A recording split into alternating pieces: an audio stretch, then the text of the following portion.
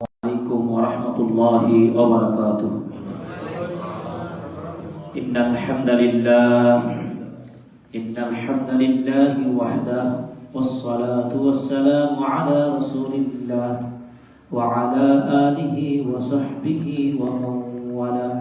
أما بعد، فأعوذ بالله من الشيطان الرجيم. بسم الله الرحمن الرحيم. يا أيها الذين آمنوا اتقوا الله حق تقاته ولا تموتن إلا وأنتم مسلمون. يا أيها الذين آمنوا اتقوا الله وقولوا قولا سديدا يصلح لكم أعمالكم ويغفر لكم ذنوبكم، ومن يطع الله ورسوله فقد فاز فوزا عظيما. أما بعد، فإن خير الحديث كتاب الله، وخير الهدي هدي محمد صلى الله عليه وسلم، وشر الأمور محدثاتها، وكل محدثة بدعة، وكل بدعة ضلالة، وكل ضلالة في النار. وبعد، فأعوذ بالله من الشيطان الرجيم. بسم الله الرحمن الرحيم. شهر رمضان الذي أنزل فيه القرآن। যাবতীয় প্রশংসা আদায় করছি আল্লাহ সুবহানাহু ওয়া তাআলার জন্য, যে রব্বুল আলামিন আজকে রাজশাহী বিভাগীয় শহরের পার্শ্ববর্তী উপজেলা গদাগাড়ি পৌরসভার ঐতিহ্যবাহী এলাকা, শিক্ষিত এলাকা, এই জন্য এই এলাকাটির নাম মাস্টারপাড়া। গদাগাড়ি পৌরসভার মাস্টারপাড়া কেন্দ্রীয় জামে মসজিদে রমাদানের ঠিক দু একদিন আগে কোরআন ও সুন্নাহ ভিত্তিক আজকের ইসলামিক সেমিনারের শুরুতেই আল্লাহ সুবহানাহু ওয়া তাআলার শুকর ও প্রশংসা আদায় করি। আমরা সবাই বলি আলহামদুলিল্লাহ। শত কোটি দরুদ ও সালাম বর্ষিত হোক সাল্লাল্লাহু আলাইহি ওয়াসাল্লাম। কাছে ও দূরে অনলাইনে যারা দেখছেন, আমাদের আলোচনাগুলো অত্যন্ত মনোযোগ দিয়ে শুনবেন। সাথে সাথে আজকের সেমিনারে অংশগ্রহণকারী নারী ও পুরুষ, পর্দার আলের মা ভগ্নীগণ এবং আমাদের প্রিয় দিনী ভাই ও বোনেরা রয়েছেন, সকলে আলোচনা শুরু থেকে শেষ পর্যন্ত মনোযোগ দিয়ে শুনবেন। কারণ আমি বাংলাদেশের যে প্রান্তে যাই, বেশি ইলম নাই, একেবারে সামান্য কিছু জানি, শেখার চেষ্টা করছি। যতটুকু বলি সেখান থেকে আবার প্রশ্ন করি আপনাদেরকে, কি শিখলেন সেটার একটা পরীক্ষা নিয়ে থাকি, কুইজ। সেই পরীক্ষায় যেন আপনারা পারেন।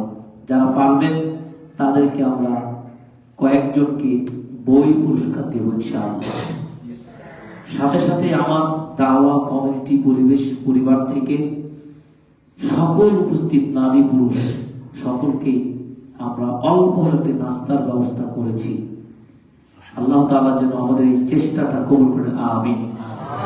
গতকাল শনিবার গোদাগাড়ির সারাইপুর কেন্দ্রীয় সবচেয়ে বড় আহলে মসজিদ, সেখানে 2 শতাধিকের উপরে, প্রায় 250 কাছাকাছি হবে, 300 মতন, মাশাআল্লাহ, প্রায় 300 মতন নারী পুরুষ শিশু বৃদ্ধ, এত উচ্চ পড়া ভিড় তাদের আলোচনা শোনা, আমি সত্যি অদ্ভুত হয়ে খুবই আল্লাহর শুকর আদায় করেছি। কিছুক্ষণ আগে আমার সাথে সঙ্গীকে বলছিলাম, প্রত্যেকটা কাজের পিছনে ইখলাস থাকতে হবে। আল্লাহ তাআলা কোনোভাবে যেন আমাদের কোন আমলের কাজে যেন ইখলাসের ত্রুটি না ঘটে, কোনোভাবেই যেন আমাদের মধ্যে রিয়া লৌকিকতা না আসে, কোনোভাবেই যেন আমাদের মানুষকে খুশি করার জন্য কাজ না হয়। আল্লাহ তাআলাকে খুশি করার জন্য যদি বিন্দু পরিমাণ সময় আল্লাহর রাস্তায় আমরা ব্যয় করি, এটি আল্লাহ যদি কবুল করে নেন, আমাদের সবার জন্য একটা মজলিস হতে পারে মাগফিরা, নিজেদের পাপ থেকে ক্ষমা পাওয়ার অফার একটা সুযোগ হতে পারে। এই যেটি হাদিস এসেছে, মজলিস থেকে উঠবেন, ফেরেশতারা ঘোষণা দিবেন আল্লাহর পক্ষ থেকে, আল্লাহ তাদের সকলকে ক্ষমা করে দিবেন ইনশাআল্লাহ। আমরা সে প্রত্যাশা করছি। এবং আজকের এই ধরনের যে হালাকা ইসলামিক সেমিনারগুলো হচ্ছে, এর মধ্য দিয়ে আমরা কিন্তু একটা টপিকসের উপরে তত্ত্ববহুল এবং মানব জীবনের অত্যন্ত উপকারী বিষয়গুলো কিন্তু আমরা আলোচনা করি। এই আলোচনাগুলো বাংলাদেশের প্রতিটা মসজিদে এই ধরনের দাস হবে ইনশাআল্লাহ। এবং আমরা উদ্যোগ গ্রহণ করেছি, শাহীনপুর কেন্দ্রীয় মসজিদের খতিব ইমাম ওনাকেও বলেছি, শেখ পারভেজ হোসেন, প্রতি মাসে প্রতি সপ্তাহে মসজিদে বাদ মাগরিব মা বোনদের সবার জন্য হালাকা থাকবে, আলোচনা থাকবে। আমি কোন একদিন আসবো ইনশাআল্লাহ। আপনাদেরকেও এই প্রস্তাবটা দিচ্ছি, যারা অনলাইন দেখছেন, এই ধরনের চেতনা যেন আপনারা উদ্যোগ গ্রহণ করেন। আপনারা যদি প্রতি সপ্তাহ না পান, অন্তত পক্ষে মাসে একবার ইসলামিক সেমিনার আয়োজন করবেন। কি পারবেন না? ইনশাআল্লাহ। বছরে আপনারা আমাদের বাংলাদেশের কালচার অনুযায়ী জালসা, মানে মাহফিল ইত্যাদি করে লাখ লাখ টাকা খরচ করে এমন কিছু বক্তা আনা হয়, তার নিজের পকেট পূর্ণ করে, তার মতাদর্শকে প্রকাশ করে, কিন্তু মানুষের জন্য উপকারী তেমন কিছু হয় না। এমনকি তারা আবার জাতীয় পর্যায়ে নেতা হয়ে যাচ্ছে এই সব জায়গাগুলো দখল করে। কিন্তু আসলে তো জাতীয় পর্যায়ে যেতে পারে, খুব ওয়েলকাম, কিন্তু তারা কতটুকু সমাজের এই মসজিদের বক্তব্যের এলাকার ভালো মানুষদের কে দিনের পথে আনবে, এটি দেখার বিষয়। আমরা তাদেরকে বলবো, যারা জাতীয় পর্যায়ে যাচ্ছেন, গিয়েছেন, এই অবহেলিত মসজিদ, মক্ত, পাড়া, মহল্লার মানুষদেরকে দিন শেখানোর যুগান্তকারী পদক্ষেপ নেবেন এবং সহযোগিতা করবেন। প্রশাসনের যারা দায়িত্বে যারা রয়েছে, তারা এই পথগুলোকে আরো সহজ করে দিবেন।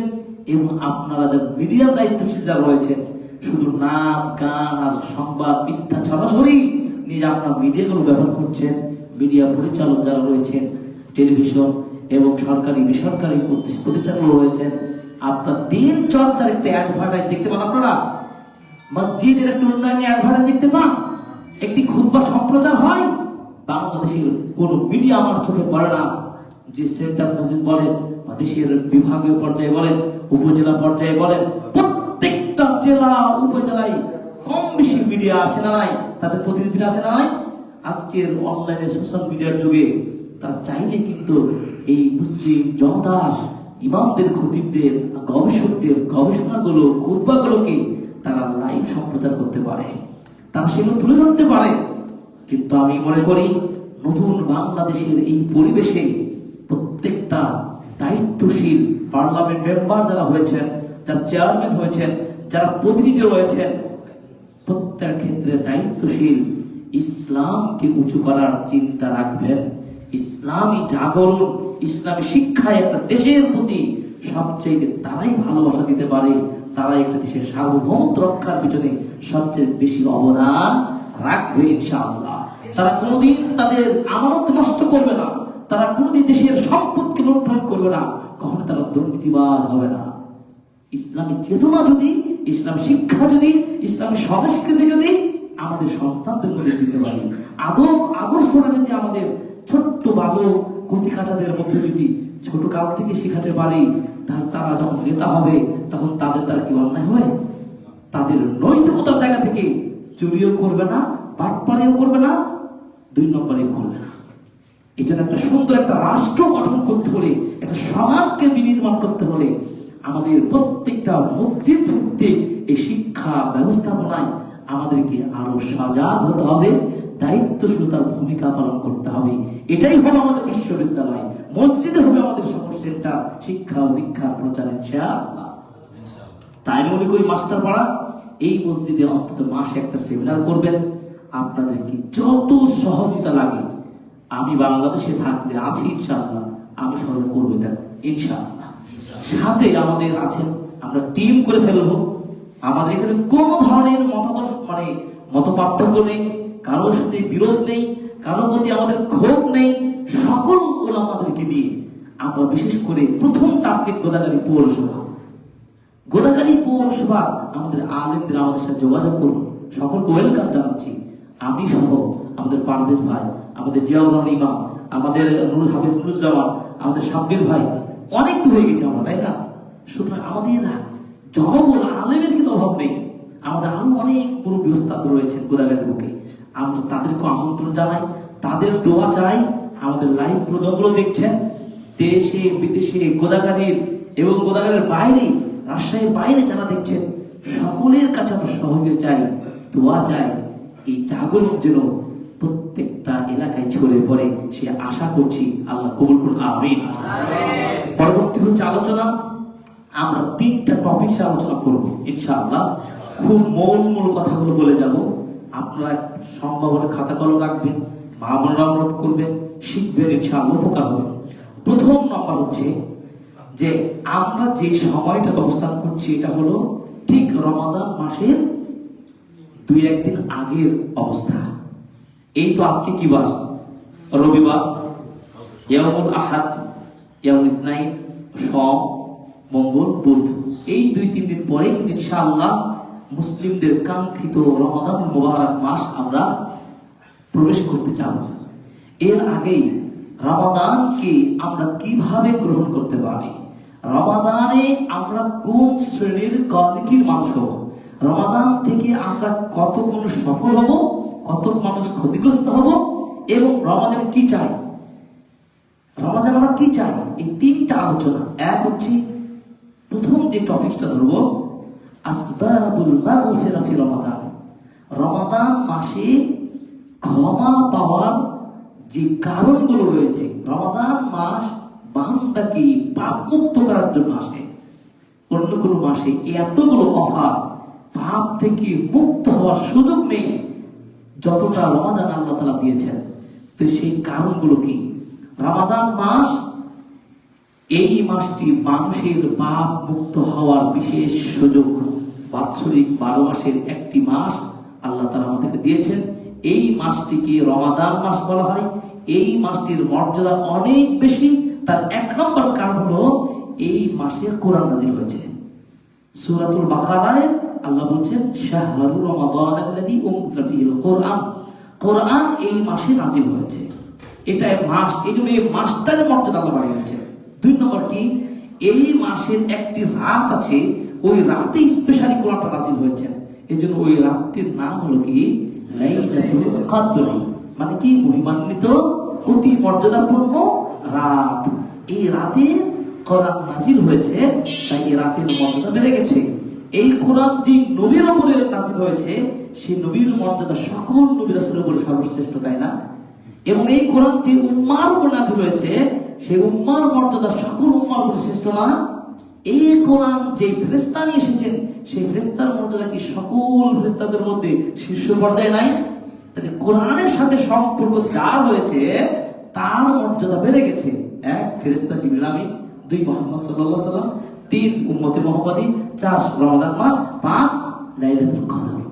তাহলে 5টি আমরা স্তর বললাম। এই 5 জায়গা, 5টি স্তরে মর্যাদা এক একজনের বেড়ে গেছে কোরআনের কারণে। ঠিক কোরআন অবতীর্ণের মাস, সেই মাসে মানুষকে ক্ষমা করে দিতে এসেছে। কেন? দেখেন, মানুষ আমরা দুনিয়াতে এসেছি, আল্লাহ আমাদেরকে পাঠিয়েছেন তার ইবাদত করার জন্য। এই কথা আল্লাহ তাআলা সূরাতুল জারিয়াতের 56 নম্বরে বলেছেন। একটি টার্গেট, ওমা খালাকতুল জিন্না ওয়াল ইনসা ইল্লা লিয়াবুদুন। মানুষ এবং জিন এদেরকে সৃষ্টি করা হয়েছে কেন? আল্লাহ ইবাদত করার জন্য। আর আল্লাহর ইবাদত করার অর্থ উলামা করছে আল্লাহর একত্ববাদের স্বীকৃতি আপনি দিবেন। সকল ক্ষেত্রেই জীবনের যতদিন দেহে শ্বাস থাকবে, সর্বক্ষেত্রে বলবেন, আমার জীবন মরণের মালিক কে? আল্লাহ। আমার রিজিকের মালিক কে? আল্লাহ। আমার হায়াত মওতের মালিক কে? আল্লাহ। আমার ইবাদত হবে কার জন্য? এক আল্লাহর জন্য। আমার দোয়া হবে কার জন্য? এক আল্লাহর জন্য। আমার প্রার্থনা হবে কার কাছে? এক আল্লাহর কাছে। এটাই থাকবে আমাদের স্লোগান, এটাই থাকবে জীবনের 1 নম্বর টার্গেট। এই টার্গেটটা যদি পূর্ণ করে চলতে পারি এবং সর্বশেষ পর্যন্ত যদি আপনি বলতে পারেন এই কালেমাটা, নবীজি বলছেন জান্নাত চলে গেল, আলহামদুলিল্লাহ। মান কানা আখিরু কালামিহি, যার সর্বশেষ কালিমা লা ইলাহা ইল্লাল্লাহ হবে, আল্লাহ ছাড়া সত্য কোনো মাবুদ নেই। লা ইলাহা মানে কি? আল্লাহ ছাড়া সত্য কোনো মাবুদ নেই। ওই কালেমাটা যদি পড়ার তৌফিক মিলে দেন আল্লাহ, তাহলে জান্নাত। আল্লাহ আমাদেরকে সেই কালেমার উপরে মৃত্যু দান করুন, আমিন। তাহলে ইবাদত করার জন্য পাঠিয়েছে। এই ইবাদত করতে গিয়ে আমাদের কারো ত্রুটি হয়, ভুল হয়ে যায়, কিছু অলসতা আসে, আমাদের চলার পথে কোন গুনাহ হয়ে যায়। মুমিন তো আমরা, মুসলিম আমরা, কিন্তু আমাদের কি গুনাহ নাই, পাপ নাই, ভুল নাই, ত্রুটি নাই? অবশ্যই আছে। এই ত্রুটিগুলোকে, এই ভুলগুলোকে সংশোধন করার উপায়টা হচ্ছে কি? ক্ষমা চাওয়া। এই জন্য আল্লাহ নবী বলছেন, কুল্লু বানি আদম খাত্তা ওয়া খায়রুল খাত্তাইন আত-তাওয়াবুন। প্রত্যেকটা মানুষ, আমার বান্দারা ভুল করবে, আর ভুল করে তারা যদি আল্লাহর কাছে ক্ষমা চায়, আল্লাহ তাদেরকে ক্ষমা করে দেন। তাহলে কি সহজ না? সেই ক্ষমা চাওয়া, ক্ষমা পাওয়া, রমাদান মাসটা হলো বড় বৃহত্তম একটা সাগর। এই বিশাল সাগর থেকে আমাকে আপনাকে জীবনে যা করেছি, ভুল করেছি, অন্যায় করেছি, ক্ষমা চাইতে হবে। রমাদানে ক্ষমা চাইবেন কোন কোন উপায়গুলোর মাধ্যমে? এক হচ্ছে সিয়ামে রমাদান। রমাদানের পুরো এক মাসের সব এটা আপনাকে পালন করতে হবে। এই সিয়ামটাকে রাখতে হবে। কাদের উপরে ফরজ? প্রত্যেক বালিগ, আকিল,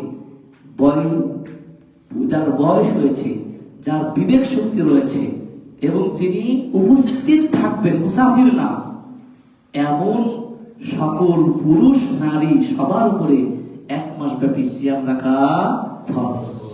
এই সিয়াম মানে কি? বিরত থাকা। কি বিরত থাকা? ফজরের থেকে নিয়ে সূর্য অস্ত যাওয়া পর্যন্ত খাওয়া দাওয়া, স্ত্রীর সাথে সম্পর্ক করা, এবং অশ্লীল কথাবার্তা, মিথ্যাচারিতা, গীবত সহ যাবতীয় অন্যায় থেকে বিরত থেকে ইফতার করবেন। এটার নাম হলো কি? সিয়াম। এই সিয়ামটা আপনি পালন যদি করেন কিসের সাথে? এক নম্বর ইমানের সাথে। ইমানে কোনো ত্রুটি নাই, ঘাটতি নাই। আবার বলছে সিয়াম রাখলে সওয়াব হবে। বিনা পয়সায় আমরা করবো নাকি? আল্লাহ তাআলা বিনা পয়সায় দেন না। আল্লাহ রাব্বুল আলামিন ইবাদতের প্রতিদান তিনি দিয়ে দেন। তো নেকির আশা করি আল্লাহর কাছে, প্রতিদানটা কি আমাদের নেকি?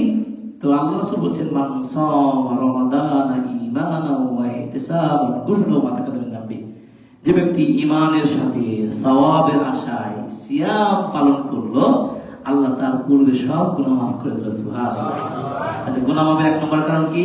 সিয়াম রাখা, সিয়াম পালন করা। এই সিয়াম পৃথিবীতে সকল ইবাদতের সর্বশ্রেষ্ঠ ইবাদত। কিন্তু এই ইবাদতটির কারণে আল্লাহ তাআলা মানে অভূতপূর্ব খুশি হন। আল্লাহ সুবহানাহু ওয়া তাআলা এর প্রতিদানটা সহজে দিয়ে দিবেন। দুই নম্বর হচ্ছে কি?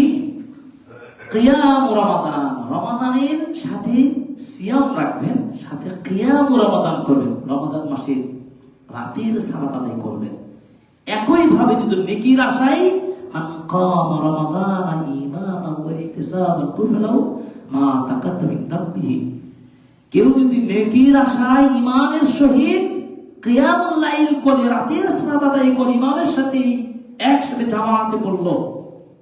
জামাতে পড়ার কথা জন্যই বলছি যে জামাতে পড়ার ফজিলতটা বেশি আছে রমাদান মাসে।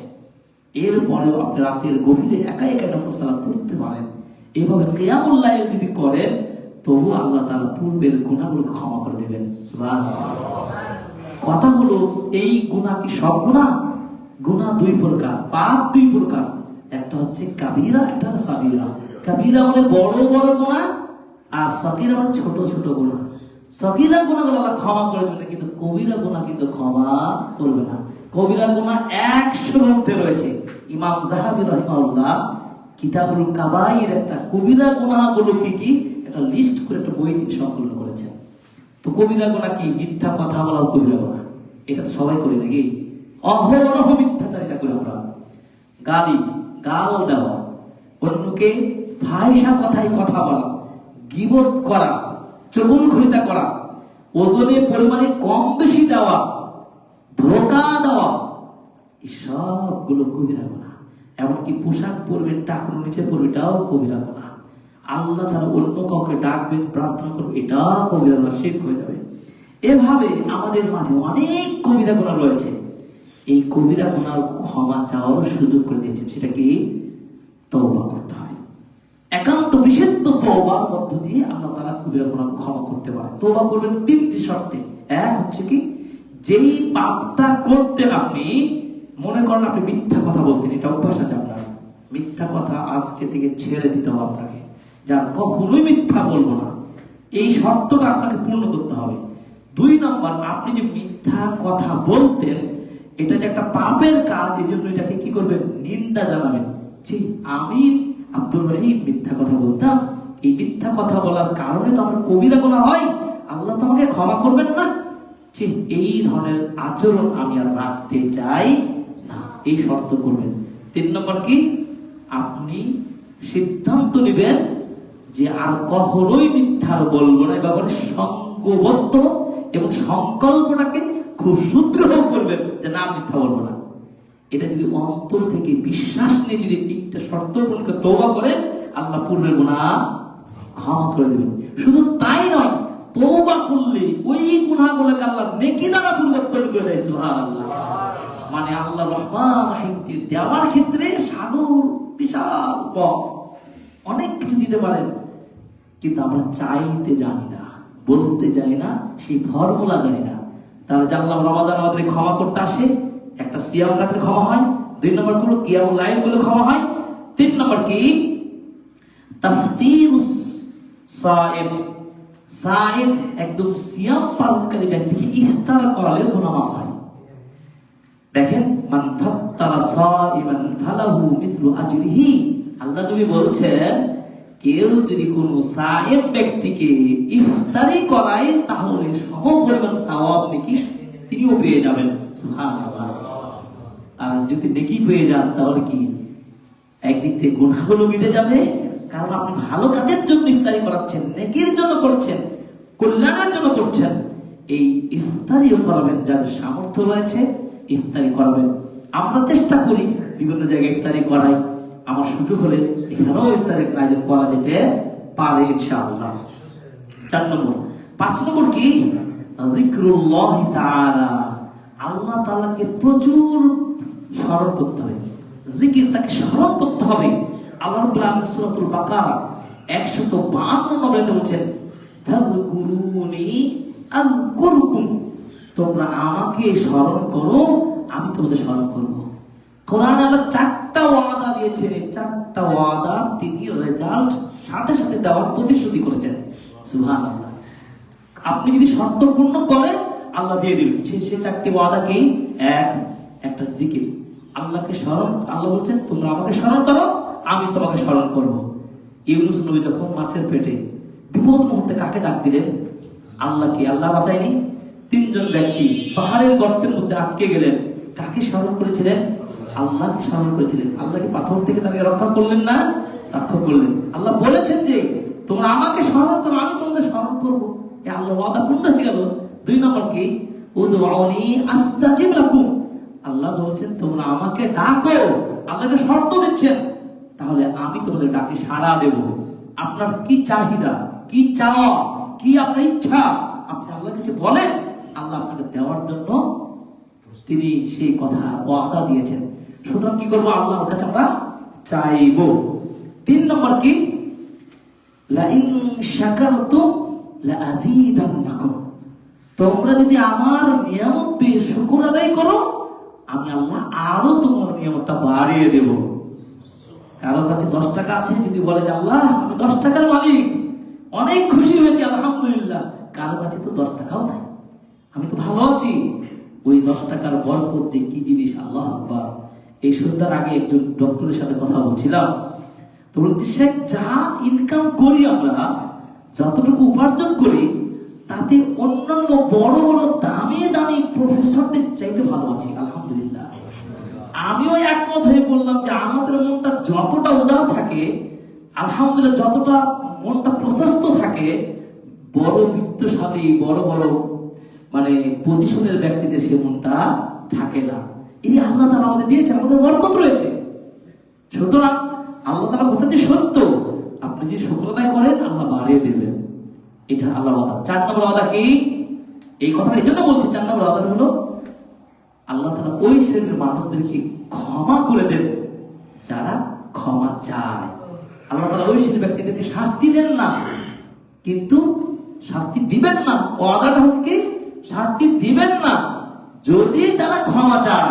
তুই আমাকে ক্ষমা চাইবেন আল্লাহর কাছে, সেই মাসটা চলে আসে ক্ষমা চাওয়ার মাস।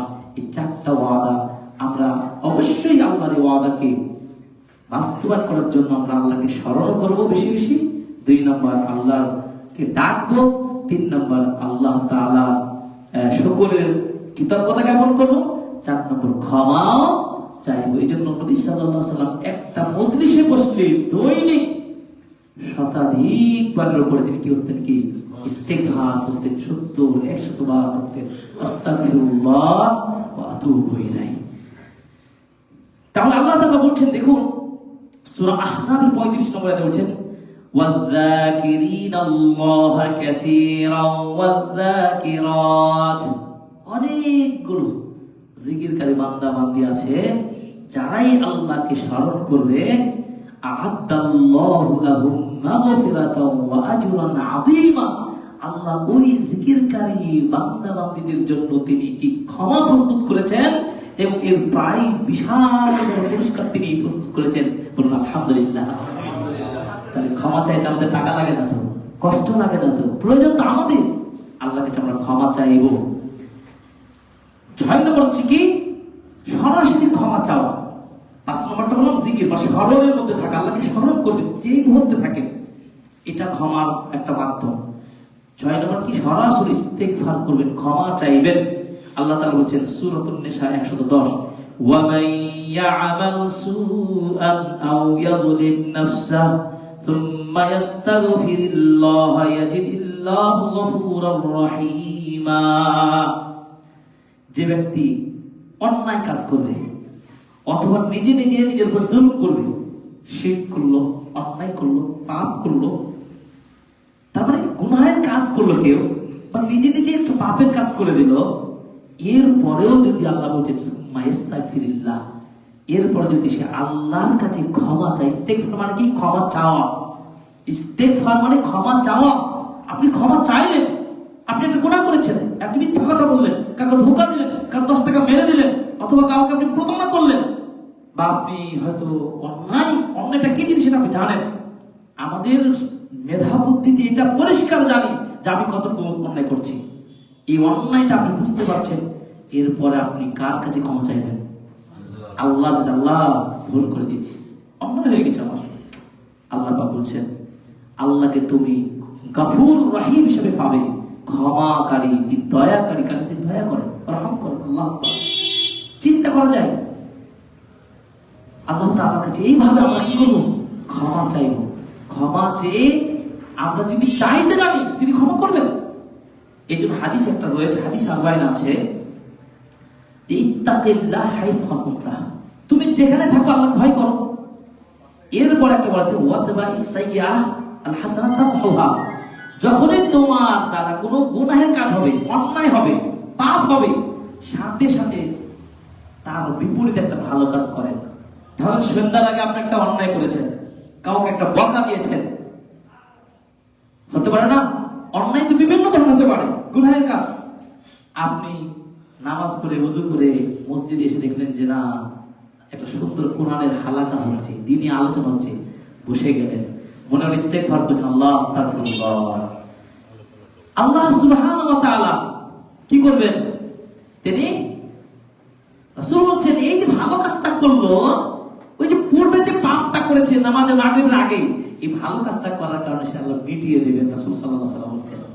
তাহলে কত সহজ ইস্তেগফার কামনা করবেন। 7 নম্বর হচ্ছে কি? আল ইখতার মিন কাউলি লা ইলাহা ইল্লাল্লাহ, বেশি বেশি লা ইলাহা ইল্লাল্লাহ বলবেন।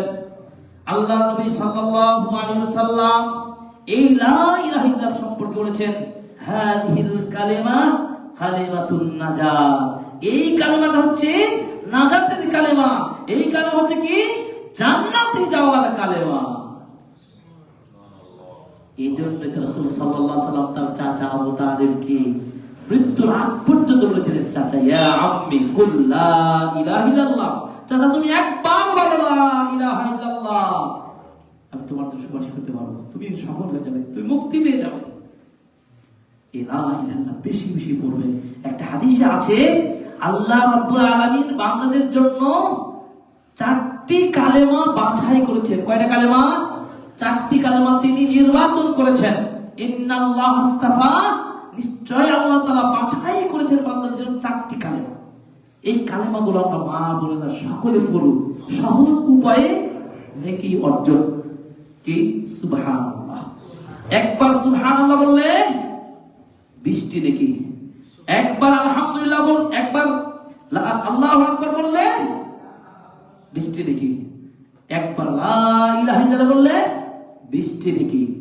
4 নম্বর বললে একবার যদি কেউ আলহামদুলিল্লাহ বলে মিন সিদকি কলবিহি, হৃদয়ের গহীন থেকে যদি বলে, আনন্দ চিত্তে বলে আল্লাহ সকল প্রশংসা তোমার জন্যই, আলহামদুলিল্লাহ, আল্লাহ তাআলা তাকে 30টি নেকি দান করে। সুবহানাল্লাহ। এই 4টি কালেমা আমরা বেশি বেশি বলবো।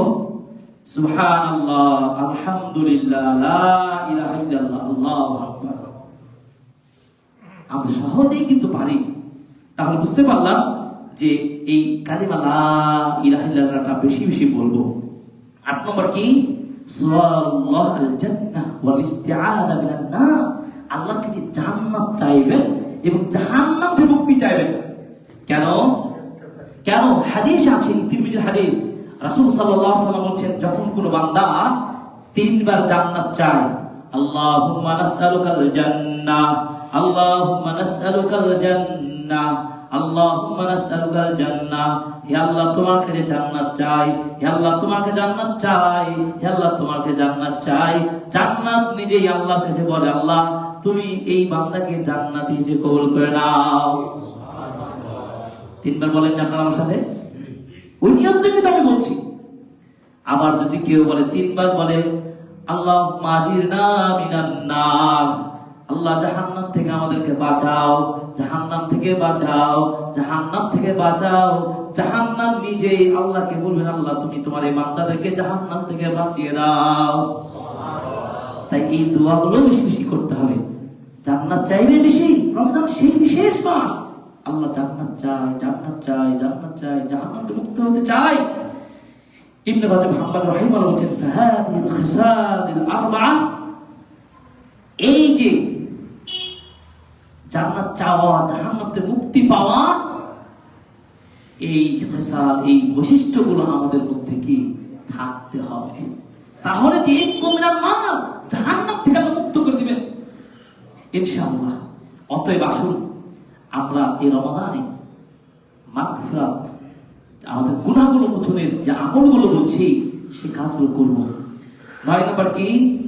আদ-দুআ বিল মাগফিরা ফি লাইলাতুল কদর, লাইলাতুল কদরের জন্য স্পেশাল ভাবে একটা দোয়া করতে, ক্ষমা চাওয়ার জন্য। এই দোয়াটা আয়েশা রাদিয়াল্লাহু তাআলা আনহা বললেন, আল্লাহর নবী যদি বুঝতে পারি যে এটা লাইলাতুল কদর, তার কোন দোয়াটা বলতে তুমি বলে দাও। আল্লাহ রাসূল বললেন, বলবা এটা কওলি আল্লাহুম্মা ইন্নাকা আফুবুন, সবাই বলেন আল্লাহুম্মা ইন্নাকা আফুবুন তুহিব্বুল আফওয়া ফাআফু আন্নী, হে আল্লাহ তুমি তো ক্ষমাকারী, ক্ষমাকে ভালোবাসো, তুমি ক্ষমা করে দাও আমাকে। এটাই তো ক্ষমা যদি পেয়ে যান তাহলে আর কিছু থাকে না, আপনাকে আল্লাহ তাআলা জান্নাত দিবেন ইনশাআল্লাহ। এইজন্য এই দোয়াটা বেশি পড়বেন। 10 নম্বর কি? আল জাওদ ওয়াল আতা, প্রচুর পরিমাণে দান খায়রাত করবেন। এইটা দান খায়রাত সাদাকা করার বিনিময়ে পাপ মুক্ত হতে পারবেন। এইজন্য নবী সাল্লাল্লাহু আলাইহি ওয়াসাল্লাম রমাদান মাসে আসতেন, তিনি ঝড়ের গতিতে তিনি দান খায়রাত করতেন। এটা আমরা করব, আমরা ভালো কাজে ব্যয় করব। আল্লাহ তাআলা বলেন, তাআওয়ানু বিল তাকওয়া ওয়ালা তাআওয়ানু বিল উদওয়ান, তোমরা ভালো কাজে প্রত্যেকে একে অপরকে সহায়তা করো, মন্দ কাজ খারাপ কাজ সহায়তা করো না। তাহলে বুঝতে পারলাম 1 নম্বর আমরা যে পর্বটা আলোচনা করছি, মাগফিরাতুয যুনুব ফি শাহর রমাদান, রমাদান মাসে গুনাহগুলো মোচন করা। আমরা 10টি আমল বললাম, এই 10টি পদক্ষেপ আমরা গ্রহণ করব ইনশাআল্লাহ। এবার আসেন আল খাসিরুনা ফি রমাদান, রমাদানে আমরা কারা ব্যর্থ হব, ব্যর্থ রমাদান কাটাবেন কারা?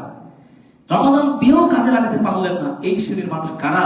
আমরা সেই তালিকাগুলো বলবো ইনশাআল্লাহ। তার আগেই বলবো, আল্লাহ নবী সাল্লাল্লাহু আলাইহি ওয়াসাল্লাম রমাদানের গুরুত্ব বলতে গিয়ে তিনি একদিন খুতবার মেম্বারে উঠে তিনি বলছিলেন আমিন আমিন আমিন।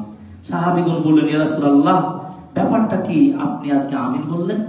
তিনি রাসূল সাল্লাল্লাহু আলাইহি ওয়াসাল্লাম বলেন, রাগিমা আনফু ইমরিন দাখালা আলাইহি রমাদান, ওই ব্যক্তির জন্য ক্ষতি, ওই ব্যক্তির জন্য ক্ষতিগ্রস্ত, ওই ব্যক্তির জন্য বিপদ, যার যে ব্যক্তি রমাদান মাসে প্রবেশ করলো, রমাদান মাস পেয়ে গেল, সুম্মান সালাখা ক্বাবলা ইয়াগফিরা লাহু, রমাদান মাস চলে গেল তবুও সে নিজেকে রমাদানে ক্ষমাপ্রাপ্ত ব্যক্তি হিসেবে প্রস্তুত করতে পারলো না, এই ব্যক্তি যে ধ্বংস।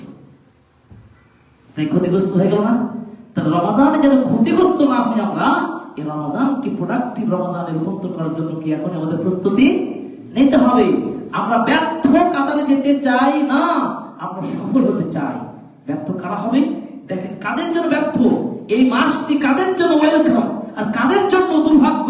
একটা হাদিস আছে, আহমদ মুসনাদের হাদিস, দেখুন, মা আতা আলাল মুসলিমিনা শাহরুন খায়রুল লাহু মিন রমাদান। দেখেন হাদিসটা খুবই চমৎকার। মুসলিমদের নিকট রমাদানের মতো সর্বোত্তম আর কোনো মাস নাই। 12টা মাস আছে মুসলিমদের জীবনে, মানব জীবনে। তো মুসলিমদের জীবনে আল্লাহ রাসূল বলছেন রমাদানের চাইতে সবচেয়ে সেরা মাস আর কোনো মাস আসছে না। ওয়ালা আতা আলাল মুনাফিকুন শাহরু শাররিন, আর মুনাফিকদের নিকট রমাদানের চাইতে নিকৃষ্ট ভয়ঙ্কর আর কোনো মাস নাই। তারা কোন দিকে যাবো? মুনাফিক হবো নাকি মুসলমান হবো? মুসলমানদের জন্য সেরা মাস রমাদান মাস, আর মুনাফিকদের জন্য কি ভয়ঙ্কর মাস কি এই রমাদান মাস। কেন? এই জন্য ওয়াযালিকা লিমা ইয়াউদ্দুল মুমিনা ফীহি মিনাল কুওয়া লিল ইবাদাহ, কারণ মুমিনরা এই মাসটাকে পেয়ে তারা ইবাদতের শক্তি সঞ্চার করে। ভালো করে বুঝেন, রমজান একটা ট্রেনিং এর মাস। এই মাসে আপনি ইবাদতের বিভিন্ন ক্ষেত্রে ইবাদত করে আপনি নিজেকে পূর্ণ শক্তিশালী মজবুত করবেন। এই চার্জ, এই শক্তিটা অর্জন করে বাকি 11টা মাস আপনাকে চলতে হবে। গাড়ি মেরামত হবে কি 1 মাস রমাদান মাসে, যেখানে জঙ্গল, যেখানে জং, যেখানে বিপদ, যেখানে সমস্যা, যেখানে ত্রুটি, যেখানে ঘাটতি, আপনার সালাতে ঘাটতি, আপনার কুরআনের ঘাটতি, আপনার ইবাদতে ঘাটতি, আপনার জিকিরাতে ঘাটতি, আপনার মুআমালা, আপনার মুশারাকা, আখলাকে ঘাটতি, যত ত্রুটি রয়েছে, যত সমস্যা আছে, সবগুলোকে আপনি নতুন ভাবে উদ্যমে রমাদানকে কেন্দ্র করে সাজাবেন। এই চার্জটা নিয়ে, এই বডিটা নিয়ে আপনি বাকি 11টা মাস চলবেন। এটা মুমিনরা এটা করে, আছে না? আমরা অনেক সময় গাফিলতি থাকে, তো রমাদানে এসে আমরা 5 ওয়াক্ত নামাজ নিয়মিত পড়ি, তারাবিহ সালাত পড়ি, জিকির আজকার করি, আমার সাথে ভালো ব্যবহার করি, একটা অভ্যস্ত হয়ে যায় না? এই শক্তিটাকে তখন আমরা পরবর্তী মাসগুলোকে কাজে লাগাই। যদি কাজে লাগাতে পারে তাহলেই বুঝবেন কানাতিল আমাল, ওই আমলগুলো সবগুলো মকবুল হয়ে যাবে ইনশাআল্লাহ। যদি না হয় তাহলে বুঝবেন আপনি ক্ষতিগ্রস্ত, কোন আউটপুট নেই। রমাদান শেষ, যেই পূর্বে ছিলেন তেমনই হয়ে গেলেন, বুঝে নেবেন আপনার কি ইবাদত কবুল হয় নাই। আর মুনাফিকদের জন্য কি? মুনাফিকরা এই মাসটাকে পেয়ে তারা যত ধরনের গাফলতি আছে তারা এই সুযোগে কাজে লাগায়। আর ওরা কি অনুসন্ধান করে, মানুষ কোথায় কি করে, যে পাড়ার লোকটা খুব ইমানদার, গো ভালো লোক, খুবই দিনদার, ওর কোন ত্রুটি পেলেই বাজারে যা বলবে, জানো সাব্বির হুজুরকে দেখলাম যে ঠিক মতো নামাজ পড়ে না। মানে এই মুনাফিক শ্রেণীর মানুষেরা শুধু ত্রুটি খুঁজে বেড়াবে। ওই হাফেজ কি করলো, ওই হুজুর কি করলো, ওই চাচা কি করলো। এই রমাজানে ওরা এই সুযোগটাকে দিয়ে অন্যের কাছে, শয়তানদের কাছে কি ঘায়েল করার চেষ্টা করে। আর এই জন্য ওদের জন্য লাভজনক এই মাসটা, হাদিসের ভাষ্য বলছি। আর মুমিনদের কি জন্য গনিমত এই মাস, হুয়া গনামুল লিল মুমিন ওয়া নাকমাতুল লিল ফাজির। মুমিনদের জন্য এটা গনিমত, আর গুনাহগার মুনাফিকদের জন্য এটি কি ভয়াবহ শাস্তি এবং নির্লজ্জতার নিন্দার মাস। তাই আসুন আমরা ক্ষতিগ্রস্ত, কারা ক্ষতিগ্রস্ত হবে, আমরা ক্ষতিগ্রস্তর মধ্যে যেন না হই, এদিকে আমরা সতর্ক থাকবো ইনশাআল্লাহ। ক্ষতিগ্রস্ত হবে কারা? ওয়াল্লাযীনা লা ইয়াসুমুনা ঈমানান ওয়া ইহতিসাবান। যদি সিয়ামটা যদি নির্ভেজাল আল্লাহর জন্য না হয়, রিয়াযুক্ত হয়ে যায়, মানুষকে দেখানোর জন্য সিয়াম রাখলো, রোজা না রাখলে মানুষ কেমন বলে না, ওই যে বেরি খোর, কিন্তু সিগারেট খোর, জর্দা খোর, গুল খোর, তামাক খোর, কত শ্রেণীর মানুষ পাবেন।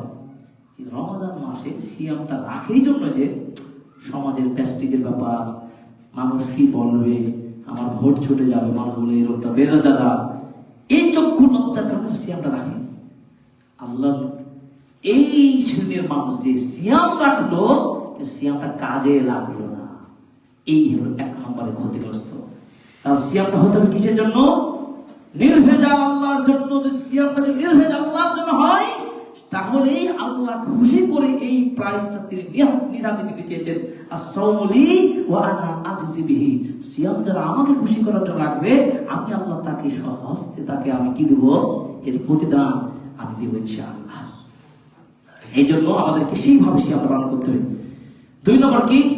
যারা কিয়ামুল লাইলটাকে অলসতা ছেড়ে দিবে, এই তারাবির নামাজ পড়ে কি হবে, ফরজ করা বললে তো হলো, নাউজুবিল্লাহ, আছে না? প্রথম দিনে কিন্তু পরে কিন্তু আর অলসতা করতে করতে আর পড়ে না, ছেড়ে দেয়। এই যে যারা এইভাবে অলসতা করে ছেড়ে দিবে, অথবা প্রথম দিনে চমক লাগাবে আর লম্বা লম্বা টুপি আর পাগড়ি আতর মেখে ভোট চেয়ে চলে যাবে, পরে আর কোনদিন থাকা যাবে না, ওই নেতাকে আগে ধরতে হবে।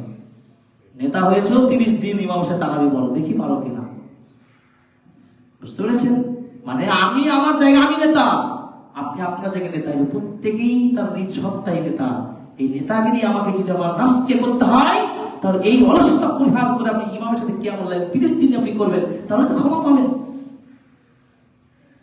ক্ষতিগ্রস্ত তারাই হবে যারা ভারী মনে করুন, না 30 দিন কি পড়া যায়, আমার কাজ আছে, অমুক আছে, তুমুক আছে, এই বলে যারা করবে তাদের ক্ষমা নাই, তারা ক্ষতিগ্রস্ত হবে। ক্ষতিগ্রস্ত তার 2 শ্রেণীর মানুষকে অলস ভাবে যারা কিয়ামুল লাইল তারাবি সালাত ছেড়ে দেবে। 3 নম্বর কি? যারা আখলাকের দিক থেকে মন্দ আখলাকের চর্চা করবে, ভালো আখলাক চিন্তা নাই, শুধু কুরকুর করে মাথায় কিভাবে 2 নম্বরই করে আজকে খেজুরে লাভ করা যায়, কিভাবে পেঁয়াজি বেগুনিতে 2 নম্বর তেল দিয়ে ভেজে দেওয়া যায়, আছে না? এই যে 2 নম্বরে আছে ব্যবসা শ্রেণীর মানুষেরা রমাদানের সুযোগে সদ্ব্যবহার করে, আর আমার আপনার সাধারণ মানুষগুলো খেয়ে পেটের অবস্থা খারাপ হয়ে যায়। আবার আপনাকে ধোকা দেবে, প্রতারণা স্বীকার করবে, অর্থাৎ মিথ্যাচার করবে। এই আচরণ নিয়ে যদি সিয়াম রাখেন, ওই সাহেব ওই রোজাদারের কোনো লাভ হবে? ওই হলো ক্ষতিগ্রস্ত। হাদিসের ভাষা কি? আল্লাহ বলছেন, মান লাম ইয়াদা কাওলা সুর ওয়াল আমালা বিহি ওয়াল জাহলু ফালাইসা লিল্লাহি হাজাতুন আন ইয়াদা তাআমাহু ওয়া শারাবাহু। যে ব্যক্তি মিথ্যা কথা বলা ছাড়তে পারলো না, মূর্খতা ছাড়তে পারলো না, জাহালাত ছাড়তে পারলো না, অন্যায় কাজ ছাড়তে পারলো না, সেই লোকটার খাওয়া পিনাতে বিরত থেকে এইভাবে উপবাস থাকার কোনো লাভ হবে না, তার সিয়ামই হবে না। আপনারা মনে করেন যে কিছু না খেলে, কিছু পান না করে সিয়াম হয়ে যায়, এটা না সিয়াম নয়। সিয়ামের সংজ্ঞায় ভালো বুঝতে হবে, যাবতীয় অশ্লীল মিথ্যাচার গুনাহের কাজ থেকে বিরত থাকতে হবে আপনাকে। 4 নম্বর কি? তাহলে কি এইভাবে যারা সিয়াম রাখে তার ক্ষতিগ্রস্ত হবে। 4 নম্বর কি? যারা রমজান মাসের গুরুত্বপূর্ণ মাইল ফলক সময়টাকে সময়ের মূল্যায়ন করবে না, অলসতা দিয়ে এবং ঘুম দিয়ে একেবারে স্বেচ্ছাচারিতার মধ্য দিয়ে সময়টা কাটাবে, সে ক্ষতিগ্রস্ত হয়ে যাবে রমজানে। সে কি করলো? শুয়ে শুয়ে বলে সময়টা কাটে না, গান শুনলো, কেউ আছে লুড্ডু খেলা, আছে না, কেউ আবার ক্রাম বোর্ড খেলে, আবার আমাদের যুবক শ্রেণী ভাইরা কি করে, আবার ছোট 20 ম্যাচ খেলে, বিভিন্ন টুর্নামেন্ট হয়। এই রমজানকে কেন্দ্র করে এদেরকে একেবারে মায়ের দিতে হবে, সামাজিক শাসন এদের পিছন দিতে হবে। আপনার আমার সকলে এই মাসটাকে এই খেলার জন্য আসে নাই, গান বাজানোর জন্য আসে নাই। এই জন্য রাসূল সাল্লাল্লাহু আলাইহি ওয়াসাল্লাম বলেছেন, রুব্বা সাইমিন, কত সাইম আছে, রোজাদার আছে, যে তার শুধু পিপাসিত হওয়া, কষ্ট করে সিয়াম রাখাই হবে, কোন সিয়ামের তিনি ফল পাবে না। এই হলো ক্ষতিগ্রস্ত হবে। 5 নম্বর কি? যারা 5 ওয়াক্ত নামাজ ঠিক মতো আদায় করবে, ইউদাইয়ুনাস সালাওয়াত, এই 5 ওয়াক্ত নামাজকে যারা নষ্ট করে দেবে, ওয়ায়াহজুরুনাল মাসাজিদিল জামি ওয়াল জামাআত, এই মসজিদে জামাতের সাথে একত্রিত হয়ে যে নামাজ পড়তে হয়, পড়াটা জরুরি, এটাকে মূল্য মূল্যহীন মনে করবে, কত প্রতি নামাজ পড়লেই হলো। আছে না? এইভাবে যদি নামাজি হয় আর রোজা রাখে, সেই নামাজি সেই রোজাদার ক্ষতিগ্রস্ত হবে। এই জন্য আল্লাহ রাব্বুল আলামিন বলছেন, ফাখালফুম মিন বা'দিহিম খালফুন আদাউস সালাহ ওয়াত্তাবাউশ শাহাওয়াত ফাসাউফা ইলকুনা গায়য়া। সূরা মারইয়ামের 59 নম্বর আয়াত। যে তাদের পরে এমন একটা প্রজন্মের আগমন ঘটলো যারা তাদের সালাতটাকে নষ্ট করে দিল এবং তারা কি শাহাওয়াত, অন্যায়, পাপ, গুনাহের কাজের প্রবৃত্তির অনুসরণ করলো। এরাই তো শীঘ্রই জাহান্নামে প্রত্যক্ষভাবে প্রবেশ করবে। তাহলে বুঝলেন, সালাতকে বিনষ্ট করলে যারা করবে, সিয়াম রাখলো, আছে না বাংলার অসংখ্য রোজাদার পাবেন, তথাকথিত রোজাদার, তারা ইফতারি করবে আপনার সাথে, সাহারিও খাবে আপনার সাথে, খুব মজার মতো অফিস করবে, কিন্তু নামাজের টাইমে এই লোকরা নামাজি না। সুতরাং বাংলার মানুষ যিনি এই চেতনায় বিশ্বাসী, এইভাবে সিয়াম রাখে, রোজাদার করে ঈদ উদযাপন করবেন, ভালো ভালো শাড়ি গাড়ি পরবেন, তাদের সিয়াম হবে না। সালাত ছাড়া কোনোদিন সিয়াম হতে পারে না। আর সালাত ইবাদুদ্দিন, সালাত আপনাকে এক নম্বর পড়তেই হবে। আপনি মুসলিম এই পরিচয় বহন করতে অবশ্যই বাধ্যতামূলক সালাত আদায় করতেই হবে যদি আপনি মুসলমান বাচ্চা হতে চান। আর সালাত আদায় করলে তারা কোনোদিন নাই না, তার সাথে কোনো সম্পর্ক রাখা যাবে না, তার সাথে খেলাধুলা, খাওয়া দাওয়া, ব্যবসা বাণিজ্য, বিয়ের সাথে কিচ্ছু করা যাবে না। আমাদের শুরুর থেকে মুসলিম কান্ট্রিতে ভিজিট না করে সফরে বেরোলো, বেধর্মী রাষ্ট্রে গেল। আর বেধর্মী রাষ্ট্রে গিয়ে রূহ ছিল, একটা আত্মা ছিল, একটা প্রাণ ছিল, এটাকে সে বিনষ্ট করে দিল। যেতে শুনে ওই থাকতে পারতো, মুসলিম দেশে যেতে পারতো প্রয়োজনে, কিন্তু অপ্রয়োজন টাকা আছে পাবে, এখন চলে গেল বিদেশে, চলে গেল। এই লোকটার নামধারী মুসলিম এই ক্ষতিগ্রস্ত হবে। 8 নম্বর কি, যারা রমজানের শুরুর দিকে খুবই চেষ্টা করলো, খুব মাত্র একদিন দেখবেন খুব প্রচেষ্টা, আস্তে আস্তে তারা কি করলো, অলসতায় গাফলাতিতে ছুটে গেল। বুঝতে হবে এই লোকটা রমজান মাসে সফল হতে পারলো না। 9 নম্বর কি, যারা আল্লাযীনা ইয়াহজুরুনা কিতাব রাব্বিহিম ফি রমাদান, যারা রমজান মাসে আল্লাহর কিতাব কোরআনকে ছেড়ে দিল, কোরআনের সাথে সম্পর্ক করতে পারলো না, কোরআনকে তেলাওয়াত করে না, কোরআনকে তাদাব্বুর করে না, একটু স্টাডি করে না, একটু মসজিদে বসলো না, ইমামের সাথে একটু পড়াশোনা করলো না, দুই একজন ভাইকে নিয়ে শিক্ষার ব্যবস্থাও করলো না, কোরআনের সাথে কোনো সম্পর্ক করলো না, তারাও ক্ষতিগ্রস্ত হবে। অথচ কোরআন একটা হরফ পড়লে কি 10টা কি চিন্তা করেছেন? অথচ রমজান মাসে আল্লাহ 10টাকে 700 গুণ, তার থেকে বহু গুণে মর্যাদা বাড়িয়ে দেন। এটা রমজানের বরকত। এই যে রমজানকে শাহরুল মুবারাকুল বলা হচ্ছে, বরকতপূর্ণ মাস রমজান, এই 10 থেকে বহু গুণে সওয়াব বাড়িয়ে দেন। আর আপনি কি কোরআনকে গবেষণা করছেন না? আল্লাহ পাক সূরা মুহাম্মদের 24 নম্বর বলেছেন, আফালা ইয়াতাদাব্বারুনাল কুরআন আম আলা কুলুবিন আকফালুহা। তারা কি কোরআনে গবেষণা করবে না, নাকি তাদের অন্তরটা গেল মোহর বেঁধেছে? আজকে অনেক মানুষ কোরআন পড়তে জানি আমরা, কিন্তু কোরআনকে সময় দিই না। মনে রাখবেন, যদি কেউ বরকত পেতে চান, রিজিকের বরকত, সামগ্রিক বরকত, স্বাচ্ছন্দ্য জীবন পেতে চান, সুন্দর ব্যবসায়ী হতে চান, ভালো ইমানদার করতে চান, আল্লাহর প্রিয় বান্দা হতে চান, নাম্বার 1 তাকে সালাতের সাথে কোরআন পড়তে হবে। কোরআন যত বেশি পড়বেন, যে মা বোনেরা পড়বে, যে বাড়িতে কোরআন তেলাওয়াত হবে, সেই বাড়ির বরকত দেখবেন দূর গতিতে বরকত বেড়ে যাবে ইনশাআল্লাহ। একটা আমল শিখে যান, নামাজ এবং কোরআন, সালাত এবং কোরআন। আপনার কথা সিয়াম রাখবেন। এই মৌলিক 3টে ইবাদত যদি করতে পারেন, বরকত কাকে বলে আপনি শুধু গবেষণা করে বলবেন, দেখবেন অসাধারণ বরকত। আল্লাহ আকবার। হাদিসে বলা হয়েছে, আল্লাহর কাছে সুপারিশ করবে 2টা আমল, কোরআন এবং সিয়াম। সরাসরি সুপারিশ করবে। চিন্তা করতে পারছেন? অতএব আল কোরআন হুজ্জাতুল লাক আও আলাইক। হাদিসে বলা হচ্ছে, কোরআন আপনার পক্ষে অথবা বিপক্ষে। আপনি চিন্তা করেন তো, এই কালামুল্লাহ, আল্লাহর কিতাবটা আপনার বিপক্ষে চলে গেল। আল্লাহর কাছে বলল, আল্লাহ তোমার এই বান্দা কোরআনটা মানে নাই, জন্য আমাদের বারবার বললো কোরআনটা পড়ে ব্যবস্থা করে দিলাম, আপনি একেবারে বুক টাইট করে চলে গেলেন, কোরআনের কোন সম্পর্ক করলেন না। কোরআন বিপক্ষে সাক্ষী দিবে। আপনার কথা শুনবে না, কোরআনের কথা শুনবে? আল্লাহ কোরআনের কথা শুনবে। সেদিন আপনাকে বধির করে দেওয়া হবে, আপনাকে ঠেলে জাহান্নামে ফেলে দেওয়া হবে। যদি কোরআনকে যদি আপনি ইগনোর করেন। কোরআনকে যদি আপনি মূল্য না দেন, কোরআনকে যদি আপনি না ভালোবাসেন, কোরআনকে যদি আপনি সময় না দেন, এই যে সবচেয়ে বেশি গুরুত্ব দিতে হবে কোরআনের সাথে সম্পর্ক করতে হবে। যারা কোরআনের সাথে সম্পর্ক করবেন না, সিয়াম রেখেও ক্ষতিগ্রস্ত হয়ে যাবেন। 10 নম্বর কি, যারা বখিলি করবেন, অর্থ সম্পদ আছে কিন্তু একটু দান খেয়াল করেন না। রহমতের মাস রমাদান মাস, দয়া অনুগ্রহ প্রকাশের মাস।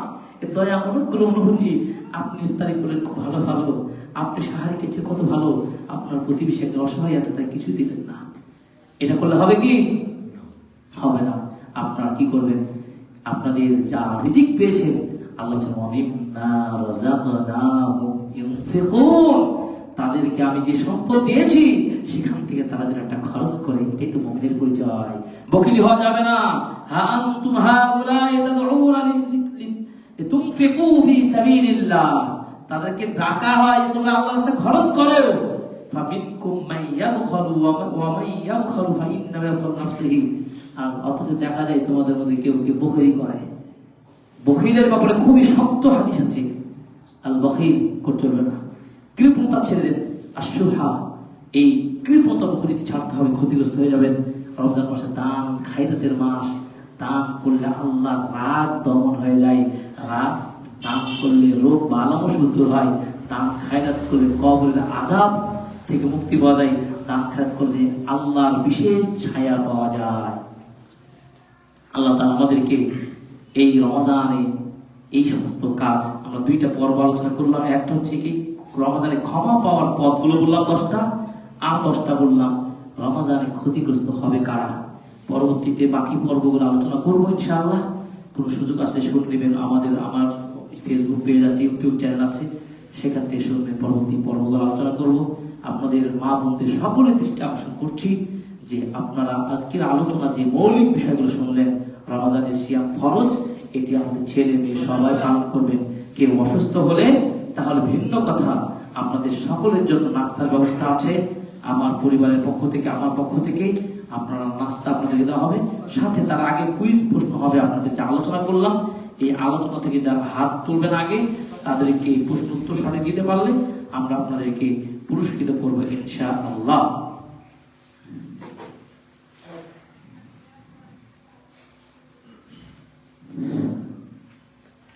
আলহামদুলিল্লাহ, আমরা এই এতক্ষণ ধরে আলোচনা শুনলাম, মাগরিবের সালাত থেকে নিয়ে প্রায় 8টা বাজতে গেল। তো আল্লাহ তাআলা শুকর আদায় করছি, আলহামদুলিল্লাহ। নবীর দুরূদ পাঠ করে সাল্লাল্লাহু আলাইহি ওয়াসাল্লাম। আমরা আমাদের আলোচনা থেকে আপনাদেরকে কুইজ করব এবং আপনাদের জন্য পুরস্কার আমরা রেখেছি, বই নিয়ে এসেছি। খুবই গুরুত্বপূর্ণ একটা বই, আদ-দুরুসুল মুহিম্মা, সৌদি আরবের গ্র্যান্ড মুফতি শেখ বিন বাজ রাহিমাহুল্লাহ এই বইটা সংক্ষিপ্তটা অনুবাদ আমিও করেছি, আছে। এটা ব্যাখ্যা সহ রয়েছে, ডক্টর কাউসার ইরশাদ মাদানী তিনি অনুবাদ করেছেন। এই বইটা আপনারা পাবেন, খুবই সুন্দর বই। যারা পাবেন তারা বইটি পরিপূর্ণ হবে ইনশাআল্লাহ। এখানে আছে 6টা বই। আমরা 3টা বই মা বোনদের জন্য রেখে দিব। মা বোনদের মধ্যে একজন দায়িত্বশীল, আপনারা প্রশ্ন করবেন নিজেদের মধ্যে, এরপর যিনি পারবেন তিনি তাদের মধ্যে বন্টন করে দেবেন ইনশাআল্লাহ। নামাজের পর ইমাম আপনাদের কাছে পৌঁছে দেবে ইনশাআল্লাহ, বা হয়তো এখন পৌঁছে দিতে পারেন। প্রথম প্রশ্ন হচ্ছে কি, আমরা রমজান মাসে গুনাহ মাফ হয়, এই গুনাহ মাফ হয় এর 10টা কারণ বলেছি। যে কোনো 3টা আমল বলতে হবে যেগুলো করলে রমজানে গুনাহ মাফ করবেন। কে পাবেন? যদি পাবেন, কোনো ভয় নাই, লজ্জা নাই। ইমানের সাথে রোজা রাখবো। হ্যাঁ, আলহামদুলিল্লাহ। ইমানের সাথে রোজা রাখলে গুনাহ মাফ হবে। হ্যাঁ, সওয়াব পাওয়ার আশায় নামাজ পড়বো, রাতের নামাজ পড়বো। রাতের নামাজ হ্যাঁ, পড়বো। 3 নম্বর, আর সওয়াবের আশায় কোরআন শরীফ যতদূর পারো তেলাওয়াত করব। মাশাআল্লাহ, সরি আমাদের বড় ভাই খুবই সুন্দর উত্তর দিয়েছেন। উনি অসুস্থ, রহমতুল্লাহ বইটা আপনার কাছে পৌঁছে দেন। মাশাআল্লাহ, সুন্দর উত্তর দিয়েছেন, আল্লাহ তাআলা আপনাকে বারাকা দান। আমিন। এরপরে আমরা বলেছি রমজান মাস এসে চলে গেল, ক্ষতিগ্রস্ত হবে কোন আমল করলে, কোন কাজের কারণে রমজান চলে গেল কিন্তু তার জন্য দুর্ভোগতা দূর হলো না, দুর্ভোগগ্রস্ত হবে, ক্ষতিগ্রস্ত হবে কোন ব্যক্তি? জি, উত্তরটা কি হবে? রমজান মাসে সমান যদি আল্লাহর কাছে না করিতে পারে। না করতে পারে তাহলে সে ক্ষতিগ্রস্ত হবে। তুমি যে বলেছি উত্তর সঠিক। মাশাআল্লাহ, চলে আসে একটু চলে আসে। মাশাআল্লাহ, কি নাম? শরীফুল ইসলাম। শরীফুল ইসলাম। কি করেন? আমি মূলত ইসলামিক ফাউন্ডেশনের জন্য। মাশাআল্লাহ, জাযাকাল্লাহ খাইর। এরপর আসেন রমজান মাসে আল্লাহ তাআলার কাছে দুইটা এমন আমল আছে যে আল্লাহর কাছে সুপারিশ করবে। সেই আমল দুটি কি? জি, কোরআন আর সিয়াম। মাশাআল্লাহ, আগে হাত তুলেছেন আপনি। কোরআন এবং সিয়াম সরাসরি আল্লাহর কাছে সুপারিশ করবে। কোরআন একটা হরফ করে কয় নাকি? দশমিক। কোরআন পড়েন তো নিয়মিত? আল্লাহ তৌফিক দান করুন, আমিন। মা বোনদের জন্য 3টা বই থাকবে। এক বাচ্চা, ছোট বাচ্চাকে নিয়ে যাও তো উপরে দোতলায়। একজন পিচ্ছি, তুমি যাও। মা বোনদেরকে দিয়ে এসে ওদেরকে আপনারা শুনতে পাচ্ছেন আমার কণ্ঠ। একজন জিনিস পারবেন প্রশ্ন করতে, আপনাদের মধ্যে হাত তুলে প্রশ্ন করাবেন। যিনি আগে হাত তুলবেন, সঠিক উত্তর হবে, তাকে বইটা দিবেন আপনারা ইনশাআল্লাহ। মা বোনরা যেন বঞ্চিত না হয়। আর বাচ্চাদের জন্য কিছু প্রশ্ন আমাদের থাকবে, ছোট বাচ্চারা যারা আছে। আচ্ছা বলো তো বাবু, তোমরা হাত তুলবা। রমজান মাসে আল্লাহ তাআলা রমজান মাসের রোজা রাখা এটি কি ফরজ নাকি সুন্নাত? ফরজ। কি ফরজ না সুন্নাত? ফরজ। মাশাআল্লাহ, এটা উত্তর মাশাআল্লাহ। এদের জন্য চকলেট পুরস্কার। মাশাআল্লাহ, মাশাআল্লাহ। এরপরে সিয়াম অর্থ কি? সিয়াম অর্থ কি? রোজা রাখা মানে কি? উত্তর সঠিক। মাশাআল্লাহ, বিরত থাকা। মাশাআল্লাহ, উত্তর সঠিক। এরপর হলো ইসলামের ভিত্তি কয়টি? 5টি না? মাশাআল্লাহ। আচ্ছা, আল্লাহ তাআলা আমাদেরকে কেন সৃষ্টি করেছেন? তার ইবাদত করার জন্য। তার ইবাদত বন্দী করার জন্য। পিচ্চিরা বলো তোমরা। বলেছে না? বলেছে। মাশাআল্লাহ, নাও ওকে নাও। আচ্ছা, বাকি পিচ্চিদেরকে এগুলো দিয়ে দাও। আমাদের ছোট ছোট আছে অনেক।